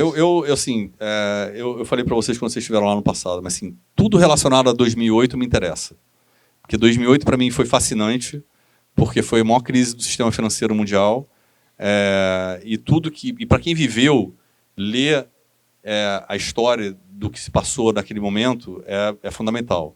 Então, tem um livro que eu passei para vocês já na época que chama Too Big to Fail. Tem o mesmo filme na HBO, então quem quiser assistir o filme, tiver com preguiça, assiste o filme e depois lê o livro, porque o livro é fantástico. E aí tem um livro que é o do Hank Paulson, que era o presidente do Fed na época, que chama On the Brink, que é a história de 2008 contada sobre a ótica do Hank Paulson, que é fascinante. Então, assim, esses 2 livros contam a história de 2008. Depois eu passo para vocês por WhatsApp, vocês circulam para todo mundo. Então, isso sobre 2008. Sobre petróleo, tem um cara que chama Daniel Yergin, que é o cara que é o papa do petróleo. Ele tem 3 livros de petróleo que são fantásticos, que The Quest, The Prize, e são 3 livros em inglês. Se vocês botarem Daniel Yergin, Yergin com Y, Yergin, ele escreveu 3 livros absolutamente fantásticos sobre petróleo. São livros grandes, densos, então são livros, não precisa ler os 3, você pega um dos 3, é bem legal, eu passo para vocês depois, você passa para a turma. Então, isso para quem quiser entrar no mundo de petróleo, eu acho bem bacana ler um desses 3 livros. E aí, mais relax, assim, eu comecei a ler de novo agora, para quem... Eu não sou muito de biografia, tá? Eu odeio ler biografia. Mas tem uma que é absolutamente fantástica, que é a do André Agassi, que é um tenista que quem não leu precisa ler, porque não é só sobre a história do tênis, porque a história do André Agassi é uma história assim, a vida do cara é uma montanha-russa, né? Porque o cara era um jogador de tênis absolutamente fantástico, odiava tênis, jogou forçado, porque o pai dele forçava ele a jogar tênis. Então tem toda a história do pai, de como o pai forçava ele a jogar tênis, de como ele né, foi ficando bom e o pai foi forçando mais, ele foi se encantando com o circuito. Ele casa com a Brooke Shields, que é uma atriz de Hollywood super famosa. Ele entra no ciclo ali do jet set, se envolve com droga, sai de primeiro do mundo, vai a número 180 do mundo, vai no fundo do poço, se separa dela, casa com a Steffi Graf, volta a primeiro do mundo. Então, assim, a vida do cara é uma montanha-russa. E o principal adversário dele na época é o Pete Sampras, que é um cara, que é um jogador também tenista americano fantástico. Aí eu li esse livro em 2012, 2012 ou 2013, não lembro. E eu comecei a ler agora essa semana de novo. Eu falei, vou ler de novo o livro do cara. Porque a história realmente é muito legal. Aí eu falei, vou ler o livro do Pete Sampras, que deve ser super legal, né? O livro do Pete Sampras conta a história sobre a ótica inversa do Agassi. E, o livro do cara é um saco. É muito chato, porque a vida do cara é linear. É linear, não tem emoção nenhuma. O cara é um robô desde o começo da carreira, sempre foi super regrado. Assim, o livro é muito chato, né? Então, assim, eu recomendo, de livros mais relax, eu não recomendo ler o Pete Sampras, mas recomendo ler o Agassi, que eu acho fantástico, e esses outros livros que eu passei para vocês, de petróleo e da crise de 2008, que é fascinante. Fechou. Eu queria abrir pergunta para o pessoal, se alguém tiver alguma dúvida aí.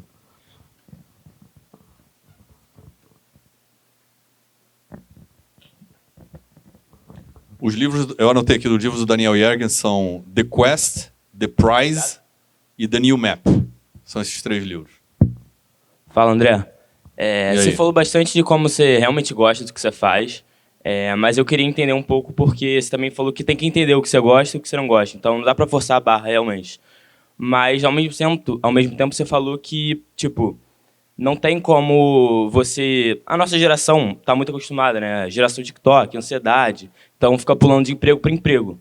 Até que ponto você acha que realmente é frescura nossa ou não dá para forçar a barra? Até que ponto dá para entender um pouco do nosso pensamento ou realmente tem que batalhar mais, tentar, gostar? Então eu fiquei um pouco confuso.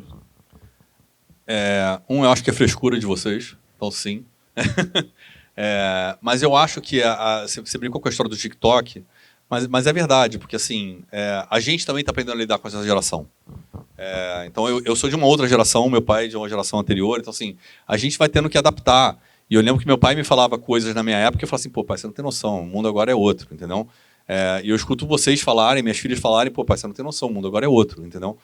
E tem uma fase de transição importante nesse processo, que acho que tem um aprendizado nosso, como gestores e como executivos, de como lidar com essa nova geração, mas tem também um senso de responsabilidade que vocês têm que ter na hora que vocês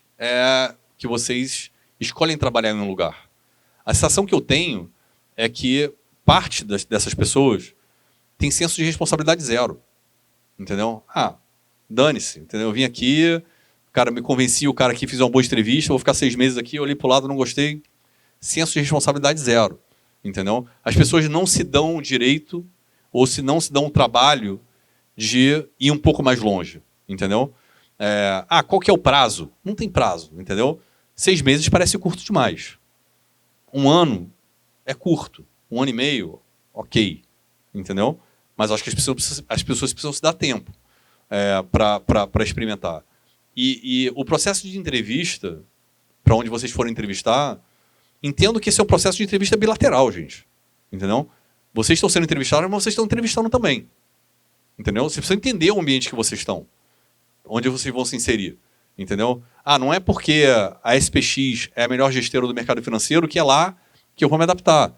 Não é porque a Dino é a melhor casa de gestora de equity no Brasil que eu vou me adaptar. Então, aproveitem esse momento onde vocês estão sendo entrevistados, para conversar com pessoas que já trabalham lá ou já trabalharam lá. Eu tenho certeza que vocês vão conhecer, usei esses 2 casos como exemplo, tá? Mas qualquer lugar que vocês forem entrevistar, vocês vão ter a capacidade de ler um pouco antes o que é a Trust, ou a Sharp, ou a 20, ou a Icatu, entendeu? Que são patrocinadoras aqui de vocês. Tenho certeza que vocês conseguem ter algum tipo de leitura antes de vocês encararem o desafio de irem para lá. Porque eu acho que falta o senso de responsabilidade. É isso que eu acho que falta na geração, entendeu? Então, sim, a gente tem que aprender a conviver um pouco mais com a ansiedade geracional de vocês, mas eu acho que vocês também têm que ter o senso de responsabilidade de,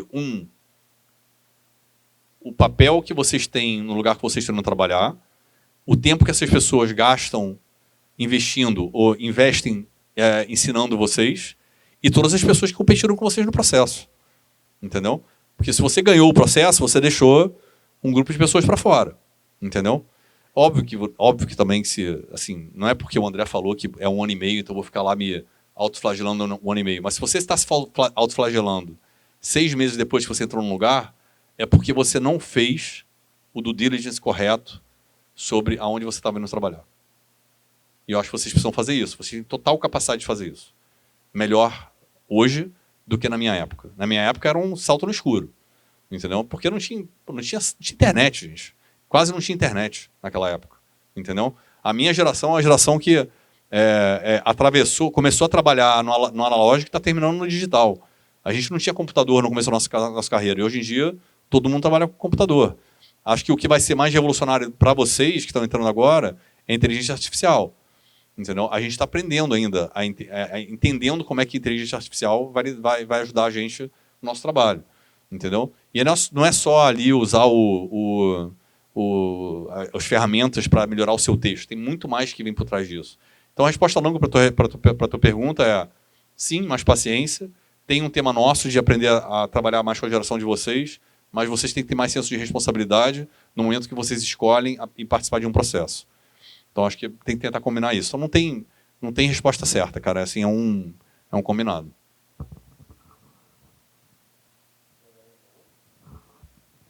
Todo mundo quer ir embora, cara. Estou sentindo isso. Aí. Primeiramente, boa noite aí, André. Uma coisa que eu achei muito interessante, que você bateu muito na tecla, foi a questão do ciclo olímpico.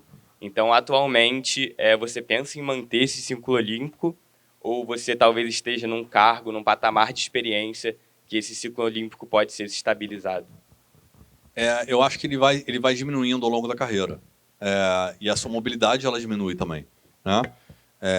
Então, quando você é mais jovem, eu acho que o seu ciclo olímpico ele é mais curto, porque você tem possibilidade de trabalhar em mais áreas.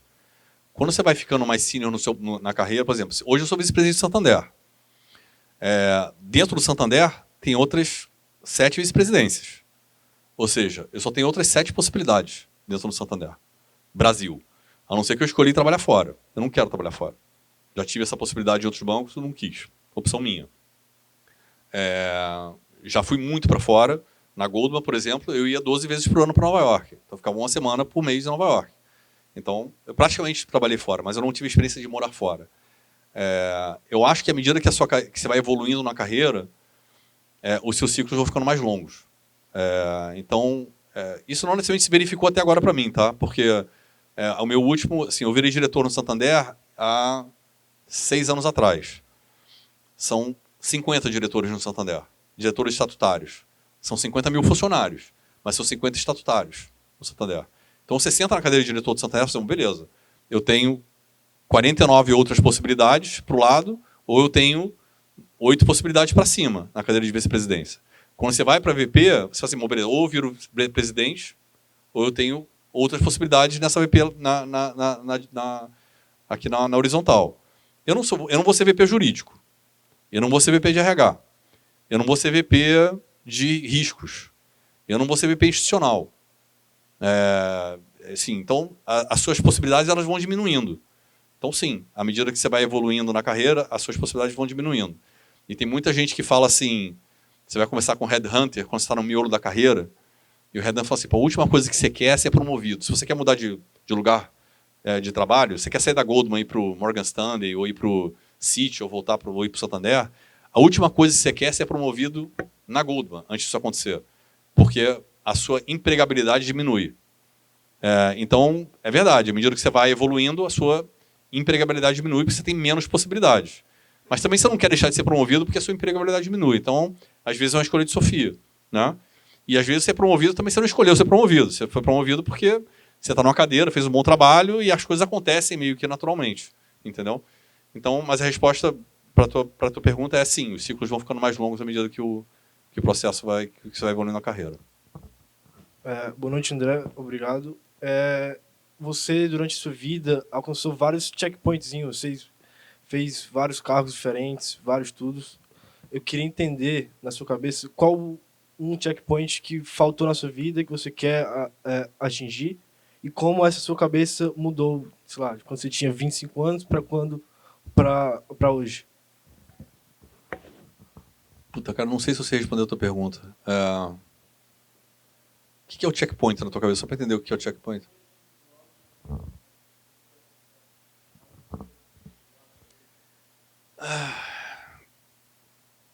Eu acabei de sentar nessa cadeira de VP, entendeu? Então, assim, eu estou no início do ciclo, entendeu?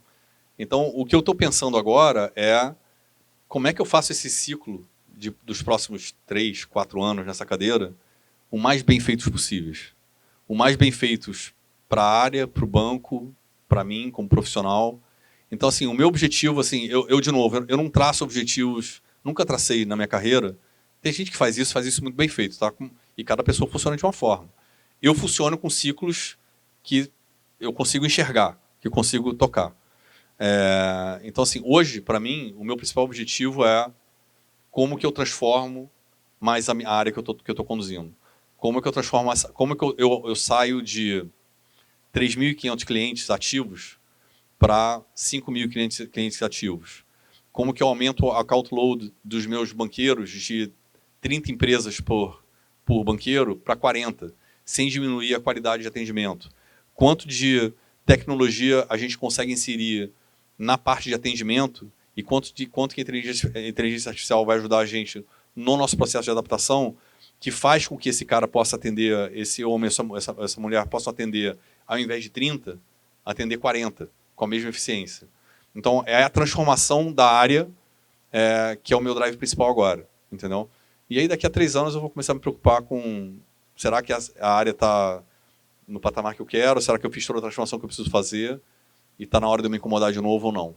Mas esse momento agora, para mim, é um momento de esquece o que está do lado e foca no que está na frente, entendeu? No prato que eu tô ali conduzindo. Lá atrás.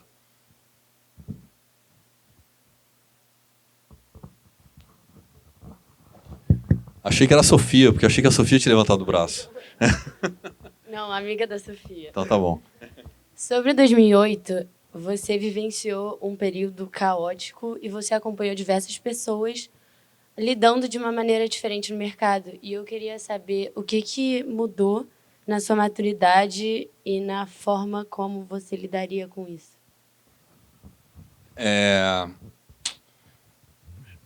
Tem várias formas de responder essa pergunta, mas eu vou falar o seguinte, assim, ali foi um momento muito duro e foi um momento muito triste ao mesmo tempo, porque alguns bancos grandes quebraram, algumas empresas grandes quebraram nesse processo, algumas pessoas que eu conhecia que trabalhavam nesses lugares perderam tudo que tinham, e tinham um certo instinto de sobrevivência naquele momento. Tiveram semanas ali, em setembro de 2008, que foi quando quebrou a Lehman Brothers, que foi a principal quebra de banco que representou a crise de 2008, foi a quebra da Lehman Brothers, acho que não foi no dia 23 de setembro de 2008. Esse foi o principal momento. Eu estava em Nova York nessa semana, eu lembro, e eu lembro de andar na rua em Nova York e ver aquela cena emblemática daquelas pessoas carregando as caixas, né, com as coisas, levando embora para casa os pertences. Então, assim, é muito difícil viver isso, né? É muito difícil porque as pessoas têm uma vida construída. Pessoas que trabalharam na Lehman durante 30, 40 anos e tinham, por uma gestão de risco completamente errada do ponto de vista pessoal, 100% do dinheiro delas em ações da Lehman Brothers. Então, perderam o emprego, perderam tudo, né? Então, esse tipo de situação vai criando uma casca em você, entendeu? Você vai aprendendo a lidar com esse tipo de situação de uma maneira um pouco mais fria ao longo do tempo. Pensa o seguinte, pensa num médico, né? Pensa numa pessoa que está fazendo uma carreira em medicina e que vai fazer a primeira cirurgia na vida. Muitas pessoas que fazem a primeira cirurgia na vida desmaiam, porque veem sangue, porque veem, né, aquela cena, né? Eu sei que eu tenho uma filha minha que está fazendo medicina e está começando a ver esse tipo de situação, né? Quando essa pessoa está com 50 anos, 60 anos, esse é um processo mecânico para ela. Não quer dizer que ela não é empática com aquele processo, mas ela tem que ser profissional e tem que olhar aquilo ali de uma maneira fria, porque olhando de uma maneira fria, você consegue fazer o melhor que você pode para tentar salvar a pessoa ou tentar salvar a empresa ou o banco. Então, o que vai se criando no tempo a experiência vai criando casca, entendeu? Então, se eu passar por um processo de 2008 de novo, eu tenho certeza que eu vou passar de uma maneira completamente diferente do que eu passei naquele momento. Como eu vivi Americanas em 2023 e parecia que o mundo ia acabar, né? Eu atravessei aquele processo e conduzi o processo todo de reestruturação daquele crédito no banco de uma maneira infinitamente mais madura do que eu atravessei em 2008. Mas se eu não tivesse atravessado 2008, da forma como eu atravessei, eu tenho certeza que eu não estaria preparado para atravessar 2023 da forma como eu atravessei. Então, assim, a vida vai te preparando, entendeu? A vida vai te ensinando um monte de coisa. E você vai criando anticorpo, vai criando casca, vai criando resistência. E não tem livro-texto para esse tipo de coisa, sabe? Não tem livro-texto. A vida vai te ensinar e cada experiência nova vai ser diferente, você vai aprender com a experiência que você passou e vai aplicar do ponto de vista prático, mas você vai praticar do ponto de vista emocional. E o ponto de vista emocional é o principal nesse momento. O caos está acontecendo e você consegue dar um passo para trás e falar assim, não, né, o pau está quebrando, e você fala assim, não, o caminho é para cá, é para a esquerda que a gente tem que ir, porque se for para a direita, eu já fui para a direita no passado, e eu sei que se a gente for para a direita vai estar tudo errado. E quando você lida com... Para mim, foi muito... O aprendizado de 2023, na reestruturação de Americanas, foi muito grande, porque eu fiz algumas reestruturações na minha vida, mas eu não sou um cara de reestruturação de crédito. Mas tem gente em banco que só lida com reestruturação de crédito. Os caras só pegam um problema. Eu tenho, na minha equipe, 23 pessoas que só fazem reestruturação. Eles só pegam um problema. Empresa em RJ, empresa em pré-RJ, empresa que fraudou, tem todo tipo de empresa. O nível de frieza que essas pessoas lidam nessa situação é absolutamente diferente do que eu lido, porque eles têm um livro-texto para esse negócio. A empresa entrou em RJ? Entrou em RJ por quê?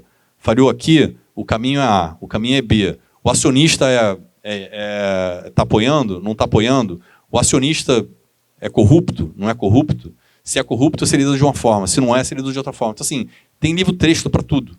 Entendeu? E mais do que o livro-texto, é o emocional. Eles lidam com esse tipo de processo o tempo todo. Porque na minha equipe, por exemplo, eles estão tocando hoje 40 reestruturações ao mesmo tempo. Entendeu? Então, tem 40 reestruturações em curso, com 40 situações que são parecidas e diferentes ao mesmo tempo. Isso tudo vai criando casca, vai criando experiência e você vai... Enfim, acho que essa é a melhor forma que eu posso te responder isso.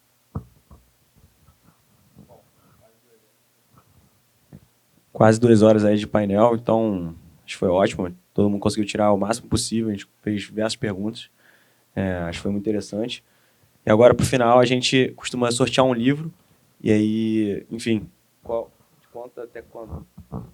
Não, mas... O mesmo de sempre, é super animador. Mas qual... Então, o número de 1 a 59 é 50, que é a minha idade.